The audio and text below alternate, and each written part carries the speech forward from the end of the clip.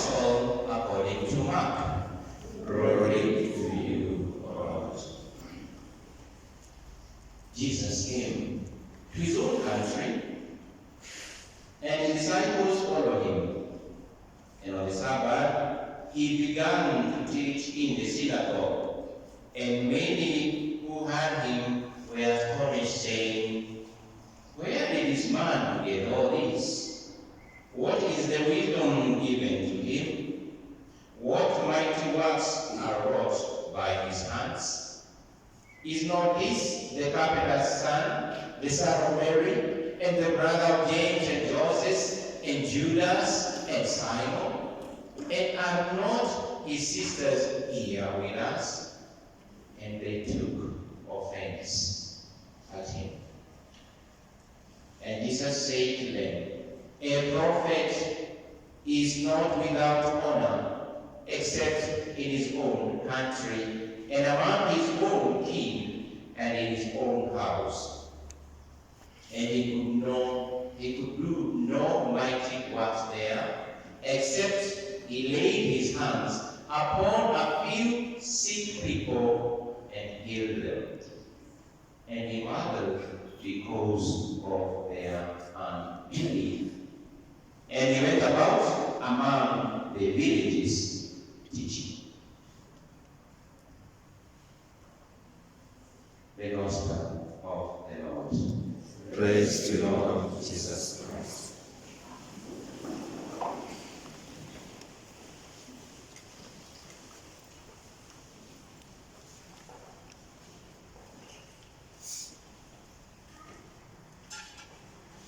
I am content with weaknesses, insults, hardships, persecutions, and calamities.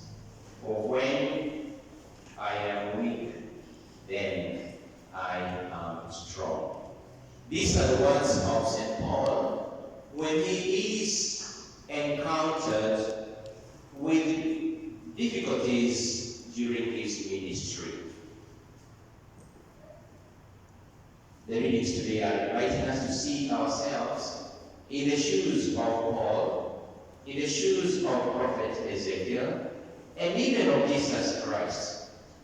Because all of us, by virtue of our calling to be Christians, we are baptized, and therefore each and every one of us is a king. He is or she is a priest and a prophet. And in the calling of prophets, it is where the challenge is. Because a prophet does not go to pronounce what he or she thinks, but pronounces what has been given to him or her. Prophet Ezekiel, in our first reading, is telling us how the Spirit entered into him and set him upon his feet and heard him speak.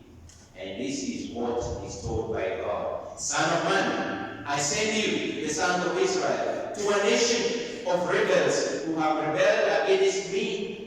They and their fathers, they have transgressed against me to this very day." He is being sent on a very difficult mission. And there is no room for saying no. In the Old Testament and the New Testament, we always hear, "Whom shall I send?" And the prophets. And even in the New Testament, Jesus Christ says, "Here I am, Lord, send me." So also, Ezekiel did not have room to say no, and therefore he needed the strength, he needed the push of God. Remember, it is God who is telling you and telling me, "I am sending you."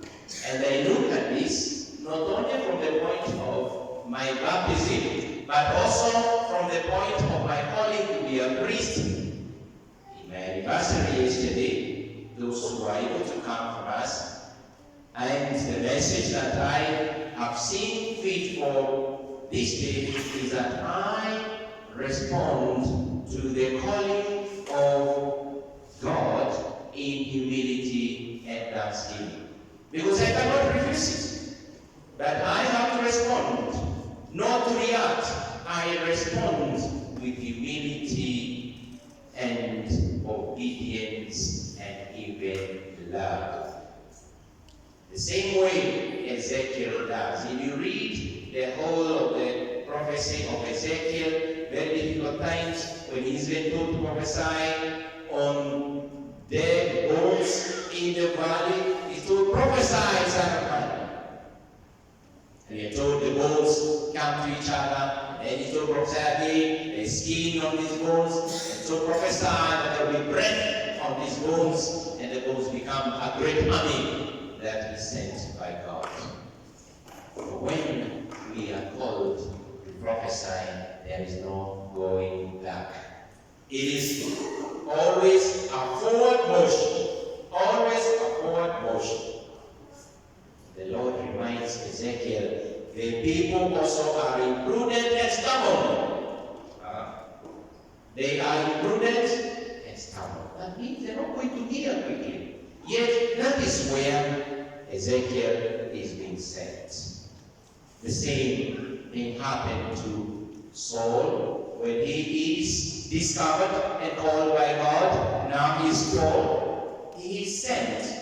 And today's reading from the second letter of St. Paul to the Corinthians, he is telling us how he finds it difficult. In fact, he finds his call as a thorn in the flesh. And he asks God, not once, not twice, remove this thorn. All of us have thorns in our lives. In our studying lives, in our family lives, in our working lives, there is that thorn that is disturbing me day and night, disturbing day and night, and you wish that one day you wake up and find that it has been removed. Yes. It may be that stubborn child, it may be your stubborn spouse, it may be your stubborn employee or your stubborn employer. That thorn. And every day you are praying, Lord, remove it. But we are being told, just like when Jesus was praying in the Garden of Gethsemane, he had a thorn. And this thorn was, he could see it is the cross he had to bear. He could see him being arrested. He could see himself being mocked, being beaten by the soldiers, carrying the heavy cross to Calvary with the crown of thorns, dying on the cross. This was the thorn. And how did Jesus pray in the Garden of Gethsemane? He prayed and requested his friends, the disciples, to stay with him and pray with him, but they went to sleep. And what was the prayer of Jesus? Father, remove this cup from me. But not my will, but your will. It's the same kind of prayer that we find Paul reminding us that he has prayed to God that thorn in the flesh, like me and you prayed in the times that difficulty in our lives, that cross in our lives be removed. But we are being told the thorn is not going to be removed. But what we are going to receive from God is the strength. It is the grace to carry that cross. Paul is telling us, 3 times I begged the Lord about this, that it should leave. But he said to me, my grace is sufficient. When I come before the Lord in honesty and truth, then my prayer is going to be like that of Jesus. Not my will, but your will. Paul is being told, at least for Paul, it was not his will. Paul wanted the stone to be removed, but he is comforted and told, my grace is brothers and sisters, we have many thorns. We have many crosses.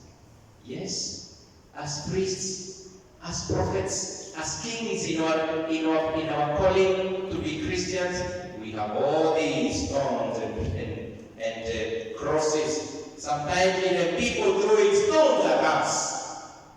Sometimes people coming on the cross that we are carrying, instead of helping us carry the cross, like someone say, read, they come and ride on that cross. It becomes even heavier.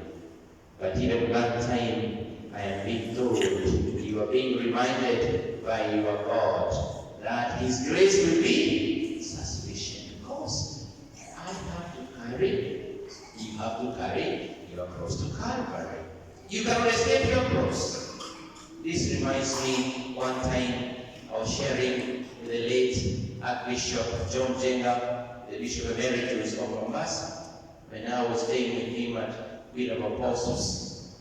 And I could see him many times he was suffering. He was not able to walk. Sometimes he was not able even to rise from his seat. Sometimes he was not able to eat. And one time I asked him, Your Grace, is this not too much for you? After serving the church all these years, and now you are here, this is what's happening to you? He looked at me and told me, Father Kariuki, this is my cross, and I have to carry it. We have that strength to say that is our cross and we have to carry it. Many times you want to shy away. Many times you want to put this cross on us. This gave me a lot of strength, and even today I tell myself, despite what will happen, I follow the words of God telling Paul that my grace is sufficient. Unfortunately, brothers and sisters, this happens when you are trying to talk to people who you think are able to understand you. Who are your people?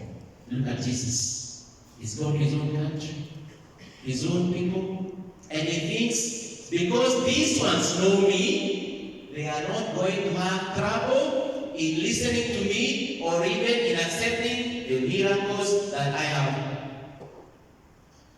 displayed in other places. And what happened? And they saw him. They start saying what? Is this not the Son?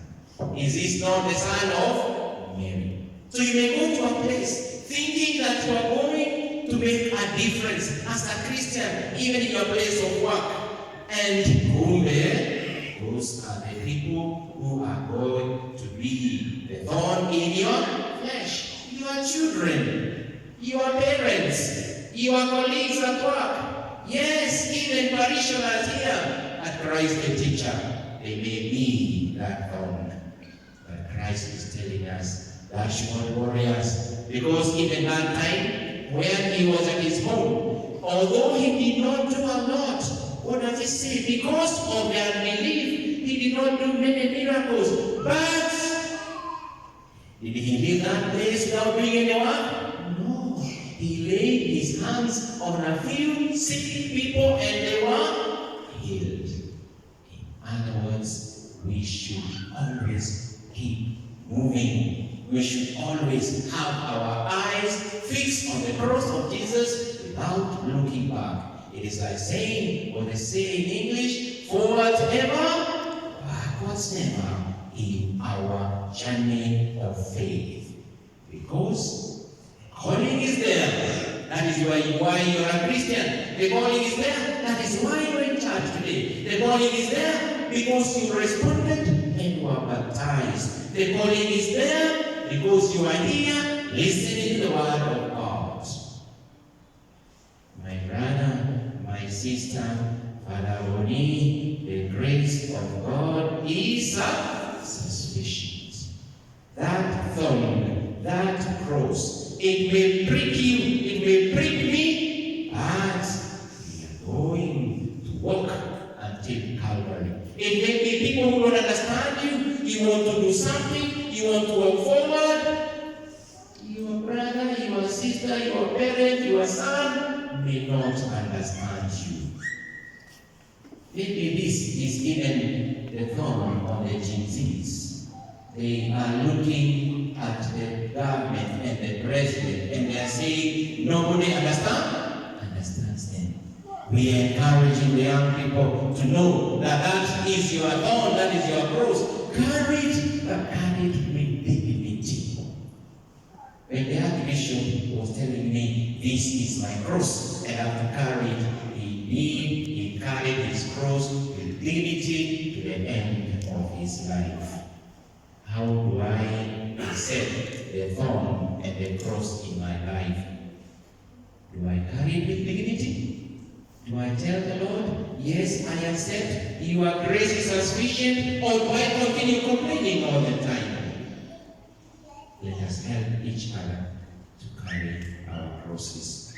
Help your spouse to carry their cross. Help your spouse to carry his cross. Help your children to carry their crosses. Help your parents to carry their crosses. Let us help each other in the church. Let us help those who are seeking and looking for ways of having good marriages or good families. Let us help them to carry their crosses. Let us help those who are still looking to start families to carry their crosses. Let us help our children who are studying here in other university and other places to carry their crosses. That they may not come to a time when, because they are tired of carrying their crosses, they want revenge by throwing stones. Comrades, throwing stones is not a way of accepting that the grace of God is sufficient. It is accepting you are in a difficult place, kneel down and ask the Lord, how do you do that? And that is why we are saying, even you young people, even as you look for an injustice, listen to the elders. What are the elders saying?